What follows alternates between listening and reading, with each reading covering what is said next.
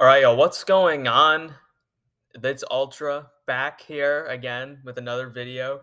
Today, I'm going to begin my division previews for this NFL season. Of course, as you can see in the title, I'm kicking it off with the AFC East. And just a real quick word about the AFC East before I get into everything. I'm really excited for this division this year because I feel like this is one of the strongest, if not the strongest, AFC East we've seen in many decades. I feel going back to the early '90s when both the Bills and the Dolphins were Super Bowl level teams. The Bills kept beating them back in those days, but still, uh, this is the strongest division maybe since then. You look at the teams in this division. The Buffalo Bills are currently the Super Bowl favorites. The Miami Dolphins and the New England Patriots have an over/under win total of about, what is it, like 9.5, 8.5, something like that. We'll see that later. But they're both borderline playoff teams, according to many, if not playoff teams. And the New York Jets are a fun team with potential that I can see surprising some people if everything goes their way. This is one of the strongest divisions in the NFL. And this is one of the strongest AFC East we've ever seen, I feel. So I'm really excited for this division for the first time in years. It's felt like the Patriots has dominated it for basically my entire life. And the last couple of years, the Bills have kind of taken that crown since Tom Brady left. But I'm really excited to see who wins this division and to see how this division plays out in the 2022 NFL season. Now, this is the first of my 8 division previews. I'm going to try to be getting these out for you guys over the next couple of days and just previewing the entire season, predicting how these divisions are going to play out this year. I'll have a grand final prediction for my full season predictions, complete, official, locked in for the 2022 season, probably the day or maybe the day before the actual opening night game. But these are my predictions as of right now. We're getting very close to the actual start of the season. So these will at least be very close to, if not the actual official predictions that I'll go with for the regular season. Of course, these are only regular season predictions, record predictions. These are not including playoffs of any sort. Even though I may talk about how they could fare in a potential playoff matchup, I'm not going to actually predict that, at least in this video. I will down the line. So yeah, I hope you guys enjoy my division previews and this video. Make sure to like this video and subscribe to this channel for more content. I'll also go check out my social medias in the description. I'm trying to revamp those in the last couple of days, and I'm really trying to build those up a bit. So please check those out. I'd really appreciate it.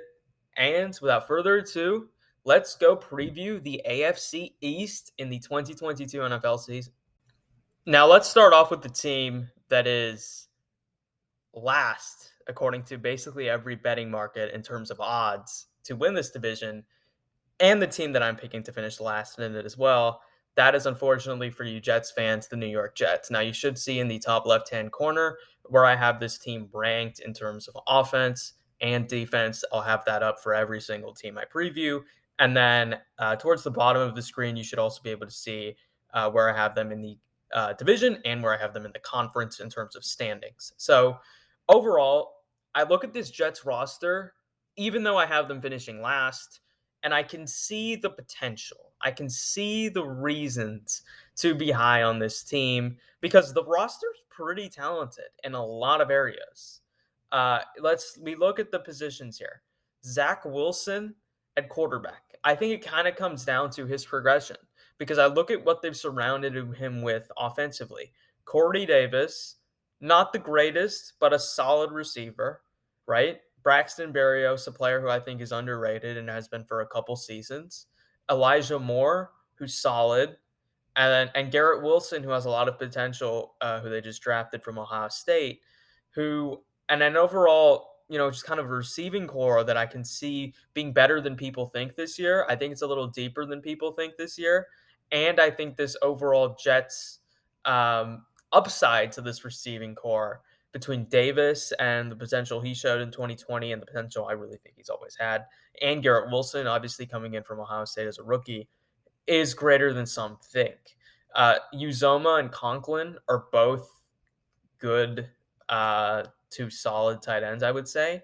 I think they're both players that I can see being top 20-ish at their position, but they're not really guys I can see being top 10. But certainly we saw with Uzoma last year, and we've seen, I think, with Conklin a little as well, they can be complementary guys.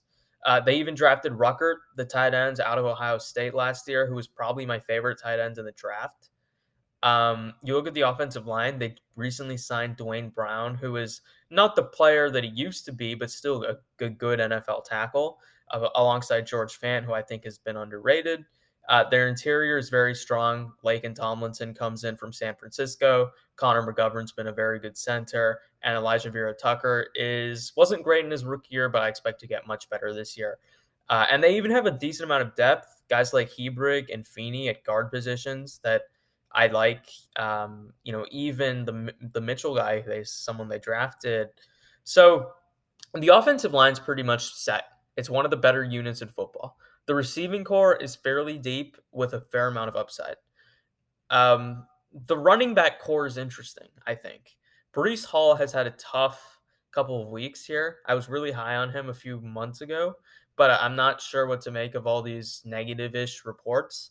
I still think he should be good, though, if they utilize him correctly. I'm not going to buy too much into camp.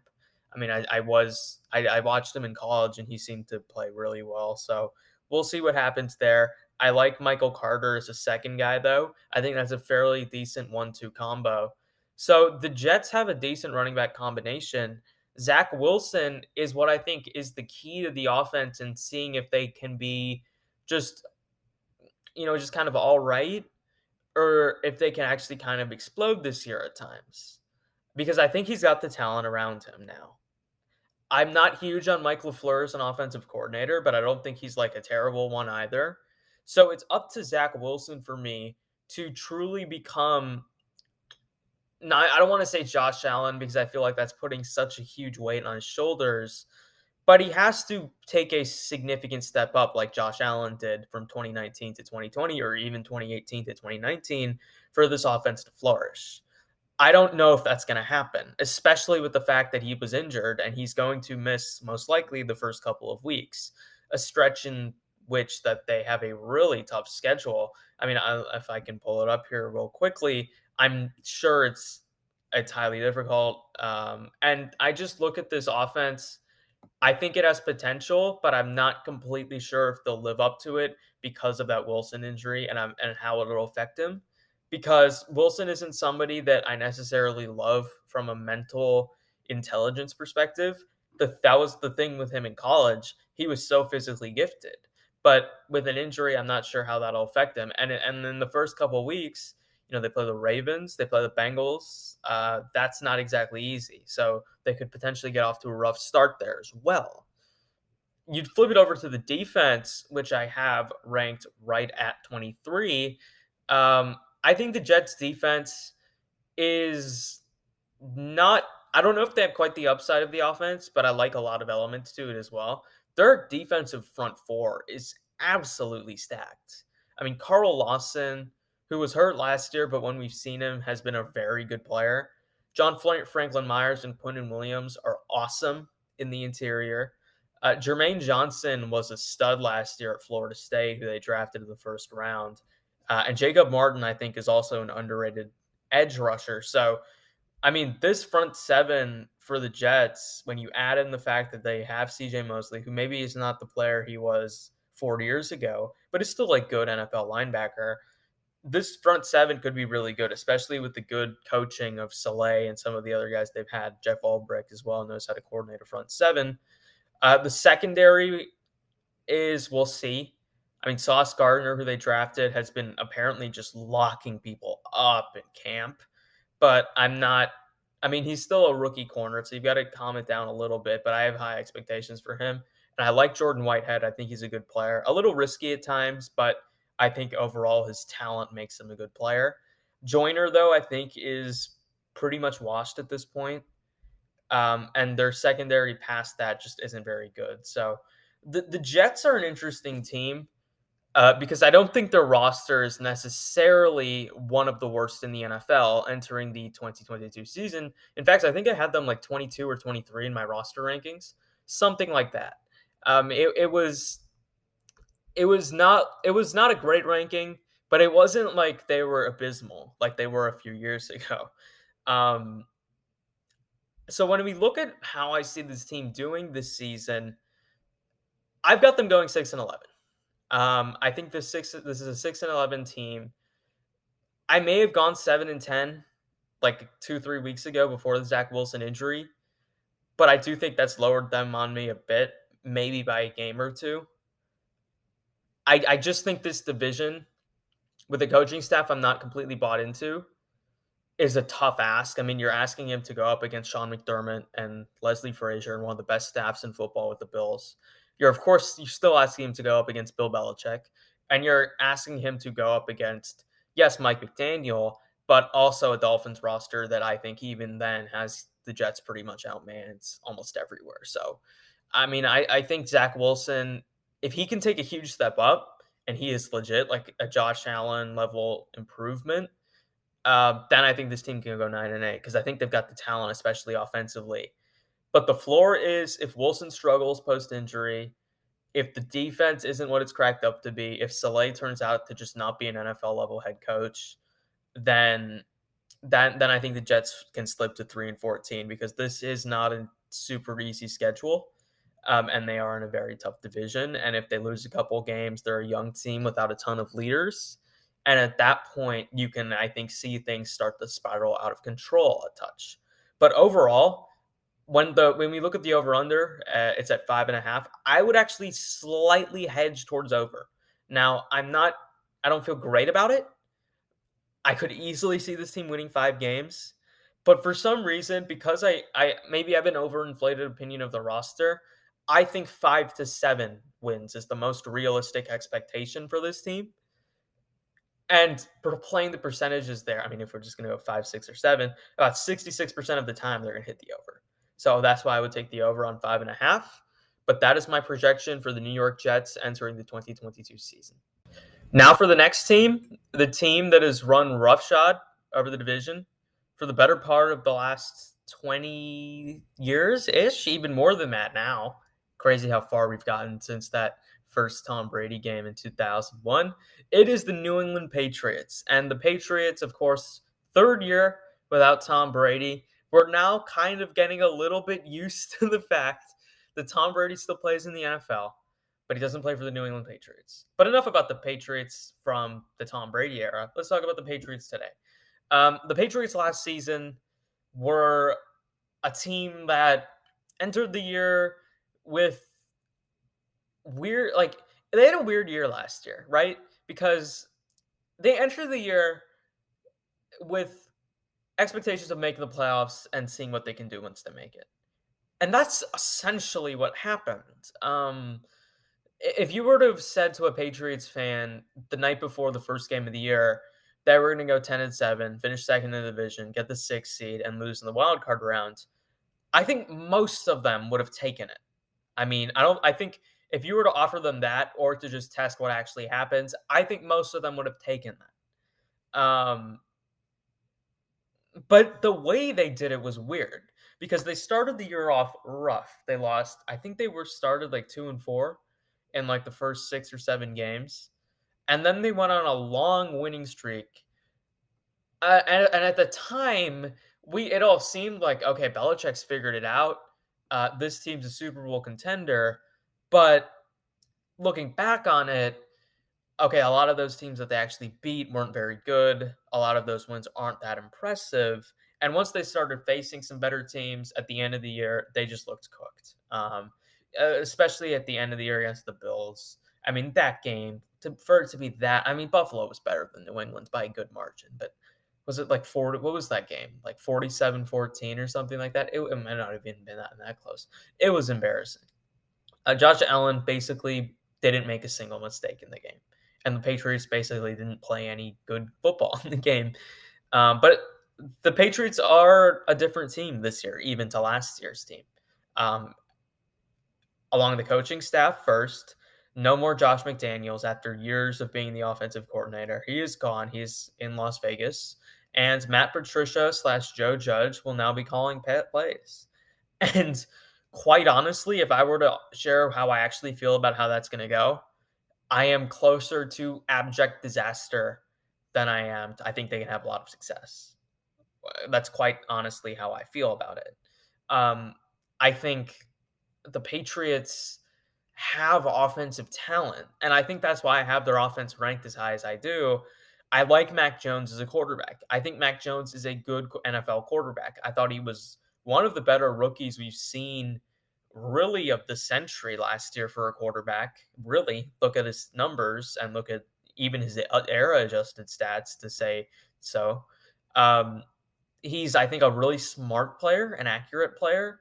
He's great with when it comes to reading and reacting to a defense. That's probably the difference between him and Tua, I would say, in this division. Tua's release is honestly quicker, but the difference to me at Alabama and the difference that I thought showed in each of their rookie years was I think Mac's just a smarter overall player that can read and react and decipher defenses quicker and makes the right decision more times than Tua does. Whereas Tua just quick release all the time, quicker release than Mac has, which I mean, that works in part in some games, but it doesn't work in a lot more. But anyways, they've improved their receiving core.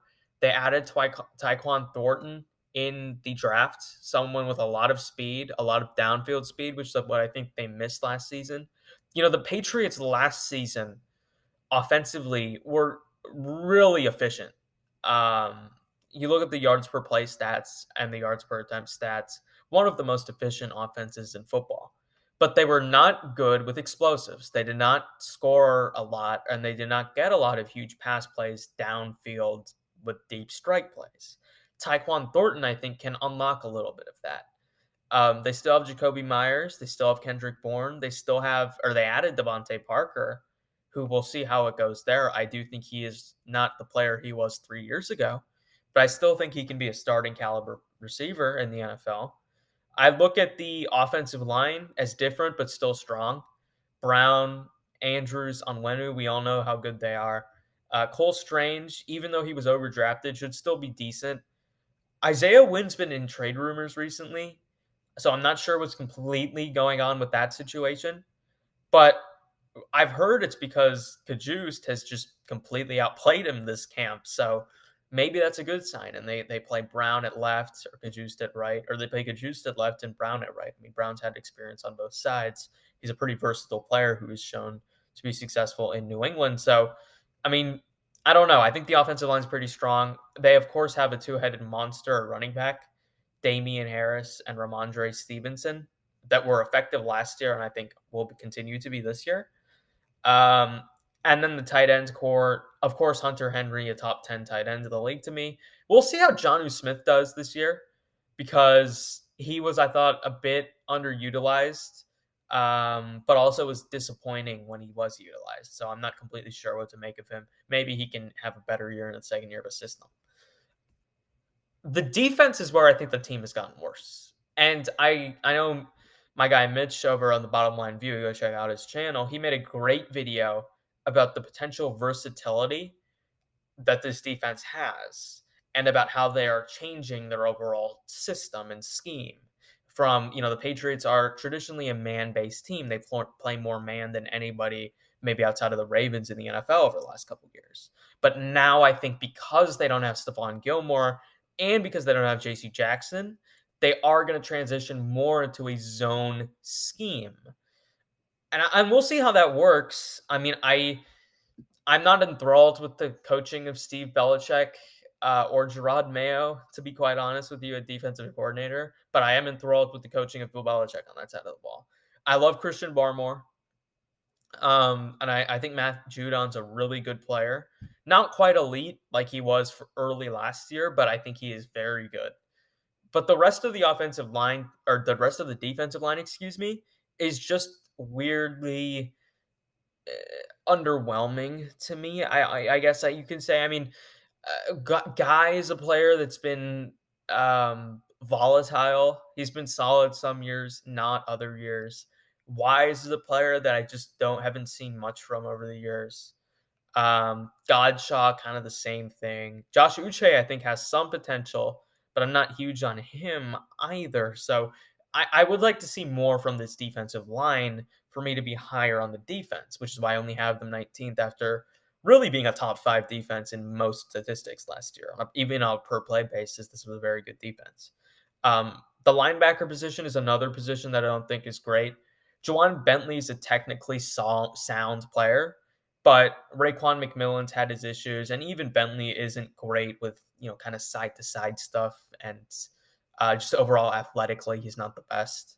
And the corner core is weaker. Now they do get Jonathan Jones back, who when he was injured last year, this defense fell apart at the end of the year without him. He was huge. Jalen Mills is having a great camp. He was solid for them last year. I don't know what to expect from him. I think he's a fine player.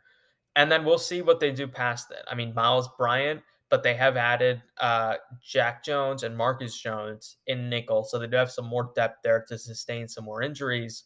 But the safety position is, if I'm a Patriots fan, the safety position is the one position I'd get really excited about on this defense. You look at Adrian Phillips and Devin McCourty, two guys who I think are top 20 safeties in the league. Duggar, I think, is like top 25, top 28, borderline top 20 even at that position. And Jabril Peppers is a kind of safety linebacker hybrid with a lot of athleticism, and someone that has had success in the past in certain schemes. And the other thing with this team, you got to keep in mind a little bit, great special teams. Nick Folk and Jake Bailey are both one of the best kickers and punters in the league. So the Patriots are a team that I think talent-wise, you can argue is as good as last season. I mean, you really could. They ranked 12th in my roster rankings, which was a little surprising, but not, when you go through it again, and I was really low on this team at one point, but I think when you go through it again, the Patriots are better than I thought they were roster-wise. Now, I'm still terrified of the coaching staff, and that's ultimately why I have them finishing third in this division and 11th in the AFC. Now, let's get to the record prediction. I have the Patriots going 8-9. I think if the Patriots were to go better than 8-9, and I mean, we can maybe get into the ceiling a little bit here too. 10-7, I think, is the ceiling. The schedule for this team is not easy. I don't see the schedule as one of the easier schedules in the league entering the 2022 season. I think when you look at it, and you look at where I have it based on my actual predictions in terms of strength of schedule quality, I think they have the fourth toughest schedule according to my predictions. They play the Dolphins twice, who they've had a lot of trouble with. They've played the Bills twice, who they have had a lot of trouble with since Tom Brady left. They play the Ravens. They play the Packers. They play the Colts. They play the Vikings. They play the Raiders. They play the Bengals. That's not an easy stretch. And a lot of those games are on the road as well. So, I mean, I'm not completely sure how this team is going to do with all of the roster turnover they have. I feel like they're trying to implement new identities to both sides of the ball. I feel like they're going to be a little bit more explosive this year offensively, or at least try to lean into that more. Try to be more of a ground and pound run team. Probably you're going to see more Stevenson this year and a little less Damian Harris, just to try and establish some more physicality with the offensive line they've got, and then try to hit some deep plays down the field. A little bit like an older Alabama offense or even my Georgia offense from 2017. And then defensively, I think you're going to see a lot more zone, as I said. So I don't know. I feel like when you're trying to implement multiple different identities, it's going to take some time to set in. And with a tough schedule and a tough division, I just can't see this team making the playoffs right now doing that. So I've got them 8-9. I think they're going to be a competitive team in almost every single game because I think Mac Jones is good enough to keep them in pretty much every game. And because I like some of the other players they have, I think the ceiling's 10-7. I think this is a team that if everything goes their way, they can be record-wise as good as last year. They didn't have too tough of a schedule last season, actually. They lost to a lot of the better teams they played. So this year, I think 10-7, but they may actually be quality-wise better, especially at 10-7. This is if the defense is better than I think, if they implement these new styles quickly and they're quickly adjust, and then if Mac Jones takes a step up from like the 16th or 17th best quarterback in the league to like the 11th or 10th best quarterback in the league. I think that's a realistic step for him to take if you're hitting the ceiling here. And then the floor is if the offense stagnates with the receiver position underwhelming, the offensive line position not completely meshing, and the scheme just being an even bigger disaster than even anyone could have thought. Um, and if the defense struggles to replicate some of the statistics they had last season, trying to adjust to talent losses and a new defensive scheme. So that is my take on the Patriots entering the 2022 NFL season. All right, so the next team I'm going to preview in this division is the Miami Dolphins, who have had, I would say, the most interesting and fun offseason of all of these teams, bar none, right? You look at Miami, the whole Brian Flores thing, they hired Mike McDaniel from the offensive coordinator from the Niners, who was Kyle Shanahan's assistant for years. Um, they have Tua coming in to year 3. They trade for Tyreek Hill. They improve the offensive line. Um, and this team is much more talented, I feel, offensively than they've been in years. So let's kind of preview it because I have their offense ranked 13th. I'm fairly high on this offense relative to, I think, most people. And I think it's because of how they're built relative to the quarterback that they have and how they've built around his strengths, I feel.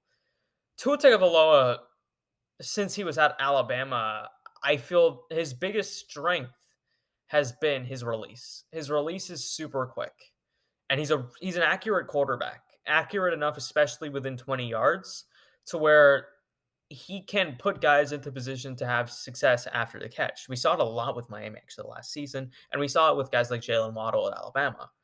We saw it last year with Jalen Waddle even. Um, and I think adding Tyreek Hill, someone who, because of how he plays, was forced to develop more of a short intermediate receiving game last season because teams were so afraid of him, is now more versed in that kind of offense. And so you look at it, could one of Tyreek Hill, not that they're going to significantly play this role as much as Deebo Samuel did, but could some of the stuff Kyle Shanahan was doing with Deebo Samuel translate to one of these guys, Waddle and Hill? They're both just freaks of nature, speed wise. And they're two of the best receivers in the league. I mean, Tyreek Hill's one of the 5 best receivers in the league. Jalen Waddle's one of the 20-ish best receivers in the league. I love both of these guys. They've improved the offensive line, as I said. It's still, I think, a bit weak in areas. Armstead, when healthy, is amazing. Robert Hunt's good. Connor Williams is good, but he's switching positions. Eichenberg and Austin Jackson, we'll see. Gesicki is a good tight end. He's a top 10 guy, I would say, at the position. Cedric Wilson, I think, is good as a third option, especially. Preston Williams, I think, is good as a fourth option. The running back position, they have like 4 guys that could be low end starters with Chase Edmonds, Raheem Mostert, Sony Michel, and Myles Gaskin. None of those guys are necessarily great, but none of those guys are like all of those guys could start for a team and it not be a complete disaster. And of course, they have Tua Tagovailoa, who I've talked about a lot on the Laydown podcast and my quarterback rankings. Just overall, when I talk about the Dolphins, you got to talk about Tua. I think the way he plays quarterback benefits this offense and the scheme in ways because he's a pretty smart decision maker, because he's very good at utilizing guys after the catch, because he's a very accurate player. It can help this offense. He does have a little of mobility to him. And I do think his arm looked a little better last year than it did the year before, just because he was less injured. But obviously, like, he's not about to become Josh Allen or anything like that. Like, the ceiling, I think, is a bit limited for this offense because of Tua's lack thereof of a downfield passing game. And I still think he's a little bit below, some of the other guys, even at what he excels at. So I think the offense will be good, and they do have Teddy Bridgewater if something goes wrong to come in and steady the ship and at least be competent. As Teddy's honestly ability-wise not great, but in terms of raw production has certainly been a top 32 quarterback over the last 2 years. So, I mean, Miami, I think they're going to be pretty good offensively. And I think defensively, this is a really good unit. They have the strong secondary, as always. Xavier Howard, one of the best cornerbacks in the league. Byron Jones, a good player. Nick Needham, someone who I think was underrated last year. Javon Hollins, who has developed just after 1 year, I think already one of the best safeties in the league. And they have some decent safety depth there. So the overall secondary for this team is as strong as always, and I feel they've been pretty strong overall throughout. But it's the front seven that I'm actually more excited about because of some of the stuff they've added and because of how they played last year. So you've got Emmanuel Ogba at edge, who is really good. Jalen Phillips, who I think is going to have a monster season. I think Channing Tindall, who they drafted, again, another boy from Georgia, is going to have a big impact. Jerome Baker's really good.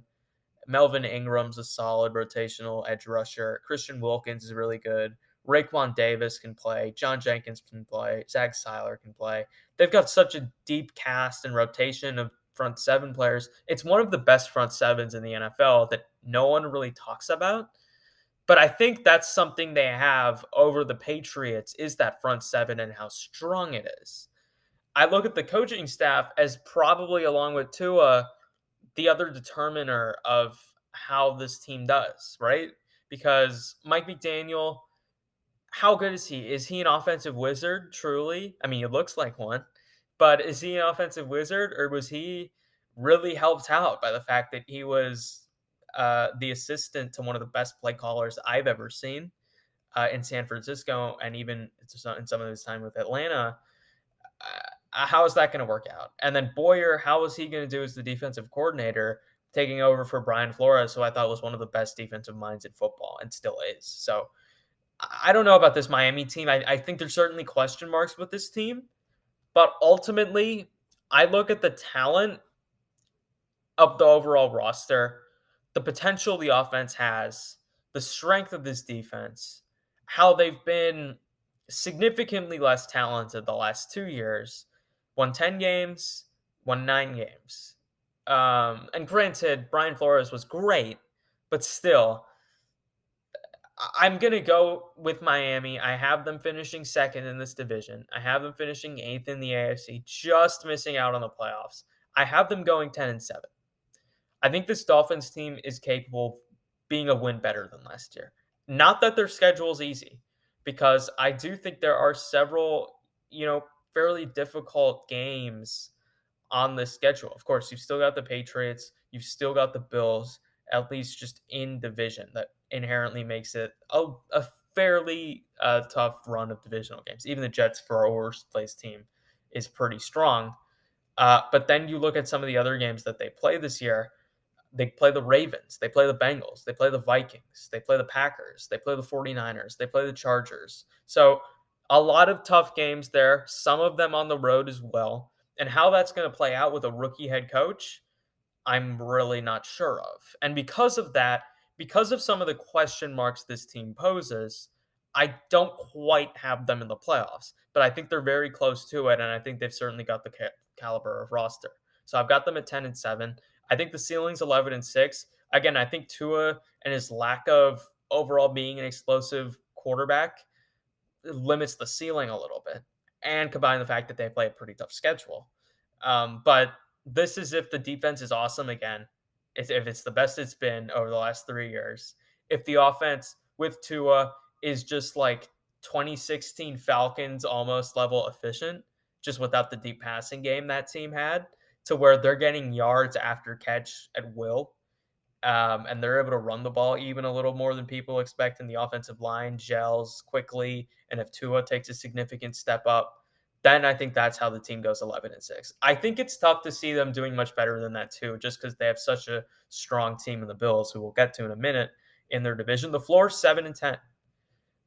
This is if Tua is not it, if he proves a lot of his haters right, if Tyreek Hill doesn't quite fit in as well as some people think, if Mike McDaniel isn't what he's cracked up to be, if the offensive line doesn't improve the way people think, and if the defense, despite having as much talent as really almost any unit in the league on that side of the ball, just can't quite fit it together because of the loss of Brian Flores, who I do think elevated some of the guys on that unit. So we'll see what happens. The over under there is at 8.5.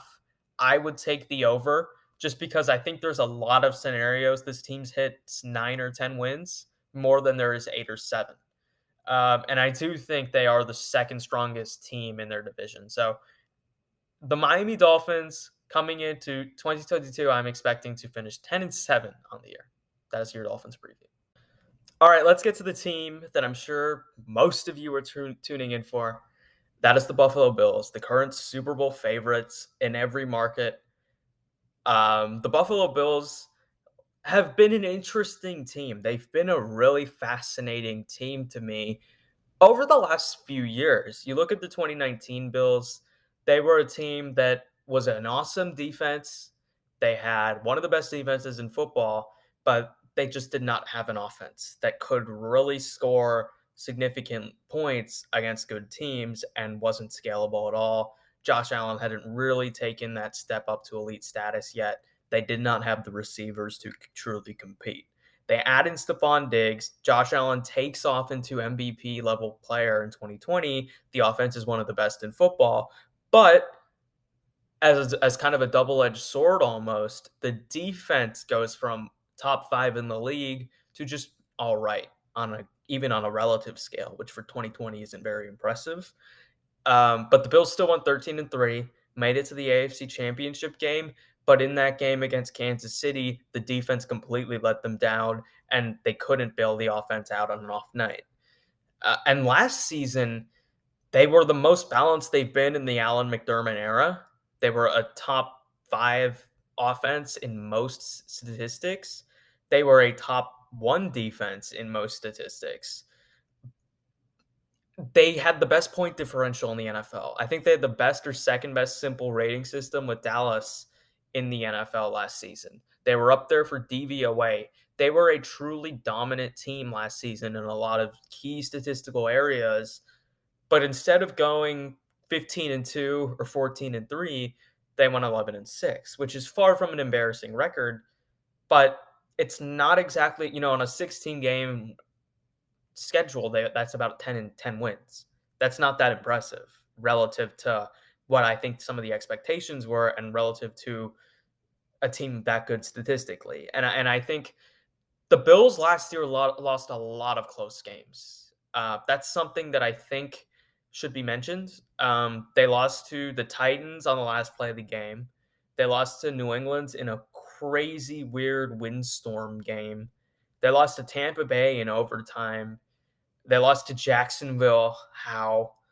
They lost to the Steelers in week 1 in a really low-scoring, close game. They lost a lot of close games last year, but they made it to the playoffs on a hot streak. They obliterated took 20 years out of frustrations out on the New England Patriots in that wild card game, and then went to the divisional round against Kansas City with Josh Allen having the best single game playoff run statistically, or multi-game playoff run statistically in NFL history last year, and they wasted it. They wasted it on poor coaching and poor defense. With 13 seconds remaining, they could not stop the Kansas City Chiefs. The Chiefs scored the game-winning field goal, of course. The Chiefs got the ball in overtime. They went down the field and scored with ease, and the Bills' season just like that. And that's how the Bills' season ended. That's the last memory we have of the Buffalo Bills. And I think they're coming into this season absolutely pissed about how that happened. They're being treated as the favorite, even though they haven't beaten the Chiefs yet, even though the Rams are defending Super Bowl champions, haven't beaten the Chiefs in the playoffs, that is, even though the Bengals won the AFC. The Bills are being treated as the favorite. They're being treated as the standard of the NFL right now because they're the favorite in every market. And I have so much trust in this coaching staff to handle that. And I have so much trust in Josh Allen as a quarterback to handle that. And now we can kind of devolve into the team ranking stuff and how I view the team. So I look at the Bills. I think their offense is the 5th best in football. I think their defense is the best in football. I'll lead with the offense here. Josh Allen is an absolute animal. And because he's so good, he is giving them such a high floor. I cannot see this team being worse than they were last year. And last year they were an 11-win team because of Josh Allen. Like Josh Allen is that good. And I think he's going to have the best year of his career this year, even without Brian Dable. I've heard a lot of good reports from Ken Dorsey in camp, in preseason. A lot of executives have liked him over the years. I think he was the quarterback coach for Carolina during some of Cam Newton's best years, including his MVP year. I think we could potentially see more utilization of the quarterback run from Josh Allen. And I think that could make the Bills a stronger run game even. They were top 5 in yards per attempt running the ball last year, which I think went under the radar a little bit. Their passing game wasn't quite as efficient because they passed so much more, but when they did run the ball, especially because of Josh Allen, they were actually pretty effective doing it. They added James Cook, my guy from Georgia, another Georgia guy, who is a great receiving back and gives them an element there that I don't think they've really had. They still have Devin Singletary there too, who I think is a bit underrated at times by some people. But yeah, I mean, I think with the Bills, it's kind of like incremental improvement in terms of can they go from on the cusp of being a Super Bowl team to a legitimate Super Bowl team? It's going to take some incremental improvement in a couple of areas. Like if their run game gets 10% better, if James Cook unlocks some of this run game, if Devin Singletary plays the way he did for parts of last season and their run game's effective again, that'll help. If their offensive line, that I think I rated 18th in my offensive line rankings a while back when I made them this season. If they play like a top 12 unit instead of a top 18 unit, that's an incremental improvement. They've got some good players there like Deion Dawkins. They added Roger Saffold. If some of their unknown players, like I think Bates, plays better than I expect, then I think the Bills' offensive line could be better than I even think. And I think it's all right. It's good enough to win a Super Bowl with, but it's not exactly an outright strength like a lot of the rest of the roster is. I think this Bills team at receiver, of course, they have Stephon Diggs, one of the best receivers in the NFL. But if Gabe Davis and Isaiah McKenzie get 20% better from where they were last year, this receiving course better because I already think Jamison Crowder's an upgrade over what they had in Cole Beasley last year. Cole Beasley was not very good last season. He just wasn't. Emmanuel Sanders was really inconsistent for them last year. I think Gabe Davis and Isaiah McKenzie both have a lot of potential. If you were to make me choose who I think has the higher ceiling, it'd probably be Gabe Davis, especially after that Chiefs game in the playoffs. But I think both are going to show flashes of being legit number 2 global options this year. Dawson Knox, another guy that was probably a top 10 tight end in football last year, and I think is being really slept on for the amount of physical ability he has and the rapport he's developed with Josh Allen over the years. So I look at this Bills offense as a top 5 offense. I am a little concerned about the loss of Brian Dable. I'm a little concerned about the offensive line and how strong it truly is. And I'm a little concerned about how good the receiver position is behind Stephon Diggs, but all of that is pretty big nitpicking there. And if you were to tell me the Bills had the best offense in football this year, it would not surprise me really much at all. I think they have the best defense in football this year, though. And the Bills defensively, outside of 2020, have really been an elite defense under McDermott. I mean, they were there, I would say, in 2017, maybe not statistically, but they really carried that team that year along with Shady McCoy. 2018, they were really good, even though the team wasn't.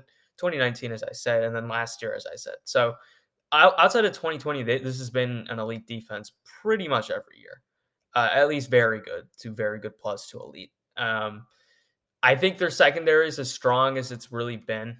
I think Kyra Elam, from what I've seen in preseason, and again, it's just preseason, but really what I saw even at Florida, is a truly very capable number 2 corner. Tre'Davious White coming back off of his injury, one of the 6 or 7 best corners in the NFL, I think, entering this season. Still an amazing player. Micah Hyde and Jordan Poyer. We know how good both are at safety. Both are some of the best in the NFL. Now, do I think I think Poyer specifically probably peaked last year. To expect Poyer to play quite to that level is a little bit unrealistic. But if he's 95 to 90% as good and Hyde is really consistent, if he just plays how he always plays, then this safety duo is still arguably the best in football. Um, so, I mean, and Teron Johnson's fine for what he's asked to do in the nickel. So, I mean, this corner course pretty deep. The safety position's very strong. And the secondary is one of the best in football once again. The front seven is where I think the team has improved significantly, and I think the addition of Von Miller really helps with scaling. And what the idea of kind of scalability is how well you measure up towards an elite team and an elite offense. I think for the defense position, and this can be an idea applicable to both the NFL and college level. Um, you look at the Bills' defense last year; they played elite against a lot of teams, but when they would face more explosive pass offenses and they needed to generate more of a pass rush, I think the main examples would be the Chiefs playoff game and the Bucks game late in the year. They could not stop them; they got shredded, right? And because of that, the Bills' defense really they've struggled with the Chiefs quite a bit. They've struggled with some of the upper tier passing games at times that they've played. They haven't been very good. Even though they've been a great defense, they haven't been very good when it comes to the idea of scaling. And an added pass rush helps you deal with scaling because it makes you more disruptive and therefore it helps equalize some of the big plays you can allow at times. Now they're pretty good with not allowing big plays, not named Tyreek Hill, but I think part of that is Mahomes too, and I think him being in the division, I don't think it's as scary as when he was in Kansas City. But anyways, that's beside the point. The pass rush for this team is really strong now. Von Miller, who they added at edge, I still think is a top 15 edge rusher in the game. I still think is capable of being a number 1 edge on this team. And I think honestly, if they had him in that game against Kansas City last year, they probably win. He probably makes a difference in that game. He probably turns one of those Chiefs touchdown drives into a field goal drive or not even a score. He probably stops them. That probably happens. I'm just telling you right now. So, yes, I think the Bills defense, because of the additions that they've made with Von Miller, they also added Daquan Jones, which will help them in run defense. The run defense already improved incrementally last season. I'm expecting it to be even better this season. They had a fairly deep defensive line already. When you kind of look at the positions with guys who they drafted, Rousseau specifically, I think is a player that I can see taking a step up. Of course, they've had Ed Oliver for a couple years, but last year he really, I would say, broke out into a legitimately very good player. They've got a couple also pretty decent depth players like Basham, who was pretty good for them in preseason. AJ Epinesa, someone who I liked in college and still has potential. Kind of the same thing with Shaq Lawson, still a decent depth player. Jordan Phillips and Tim Settle, the same thing in the interior. And then we know Matt Milano, very good at linebacker, borderline elite at the last couple of years. And Tremaine Edmonds, I think a little overhated at times because he's just not all that great up here or in coverage. But what he can do athletically and physically is almost Devin White-esque in terms of the linebacker position. I don't think this linebacker core is quite as good as Tampa Bay's, but I think it's right up there in terms of how Milano and Edmonds operate as a unit and the roles they're asked to play and how effective they are in those roles for the most part. I would also say that both the units were better in 2020 than they were in 2021. But the defensive coaching on this team is the best in football. You look at Sean McDermott, you look at Leslie Frazier, and that duo, McDermott has delved more into offense, I think, and he's kind of given that side of the ball to Josh Allen, and he did to Brian Daboll. He's now doing it to Ken Dorsey. But as a defensive coach, he is absolutely outstanding, and so is Leslie Frazier, who has gotten head coaching looks, I think, at times, but has decided to stay with the Bills. This defensive staff is absolutely phenomenal. And from what I saw in preseason, the depth this team has on defense is absolutely absurd. So I think typically you don't see number one defenses repeat. You typically don't see that. The 85-86 Bears defense did that. But really, you typically don't see it. But when a defense is the number one in the league, and then I think they get better talent wise, I'm going to rank them number one in the league entering this season, and that's how strong I think the Bills defense truly is. So, yeah, I look at this Bills roster. Let's get into the predictions now. Of course, you see I have them winning this division first in the AFC East. I also have them coming out with the number one seed in the AFC. Let's get to the record prediction here. I have the Buffalo Bills going 14-3. I was between 13 and 14 wins. I'm not sure if they win on opening night. If I were to predict it today, I'd probably take the Rams. But I mean, you could convince me as the Bills there. I mean, I think they're probably going to be favored in every single game in isolation. I, they're, I think they're a favorite currently at LA. I think they're a favorite currently in Arrowhead, and they'd be favored everywhere else. So the Bills in isolation, I mean, are going to be probably favorites in every game this year.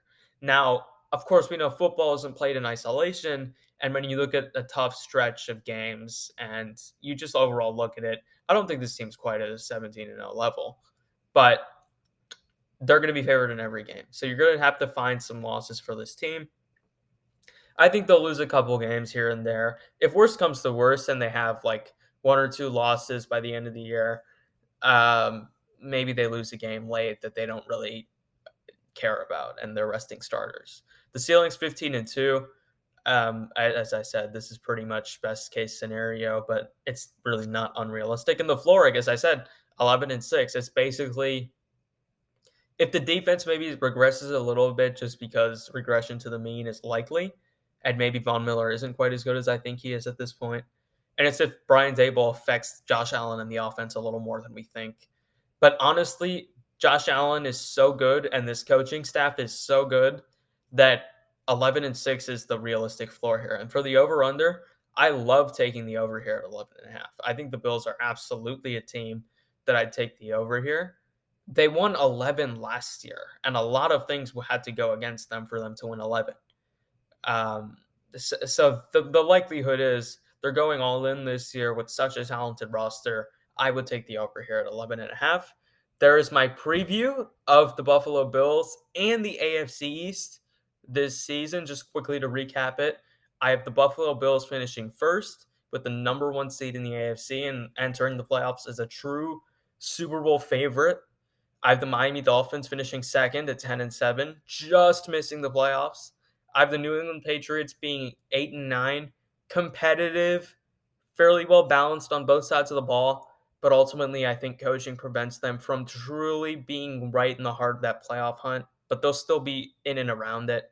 And the New York Jets are a hard-fought and fun, I guess, but ultimately not great at 6-11 and finished last in the AFC East. So those are my AFC East predictions for 2022. I hope you guys enjoyed this video. Like and subscribe for more, as I said earlier, and God bless.